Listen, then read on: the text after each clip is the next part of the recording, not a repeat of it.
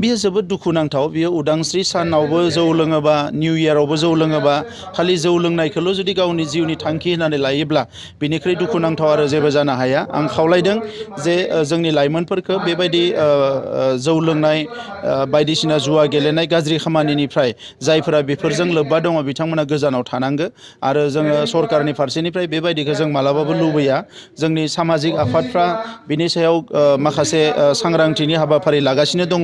जों मिजिंथियो जे जोंनि लाइमोनफ्रा गावनि जिउखौ जौ लोंनो आरो थैनोल' जोनोम जादों बायदि लानो नाङा।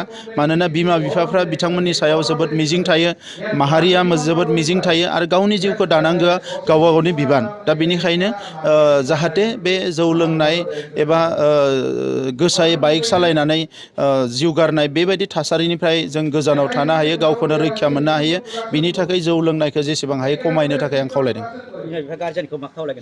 गार्जेना दिनै गार्जेनफ्राबो मालाबा हेल्पलेस जायो। दा मोनसे बैसोनि उनाव गावनि फिसालाखौ बिथांमोनाबो बुजायनो हाया जायो। देरनायनि उनाव गावनो थांखि लायो। दा मेइनलि गार्जेनाथ' मा दस दङ? गार्जेनाथ' बिमा बिफाया मालाबाबो गावनि गथ'खौ जौ लोंनानै फाग्ला जानायखौ मालाबाबो लुबैया, जुवा गेलेनायखौ मालाबाबो लुबैया, गाज्रि खामानि मावनायखौ मालाबाबो लुबैया। दा नंखायनो लाइमोनफ्रा जायफ्रा लेखा फरायनो गारबाय बिथांमोना मोजां खामानि नागिरनानै मावनांगो। सोरबा स्पर्ट्सआव थांनांगो, सोरबा कालसाराव थांनांगो, बायदिसिना हाबाफारि मावनो हानाय गोबां हाबाफारि दङ। बेखौ बिथांमोना लानांगो। दा बिथांमोना जुदि जौ लोंनायखौसो थांखि होनानै लायोब्ला, मटर साइकेल सलायखावनायखौसो जुदि थांखि होना लायोबा, बिनिख्रुइ दुखुनांथावथ' आरो जेबो गैया।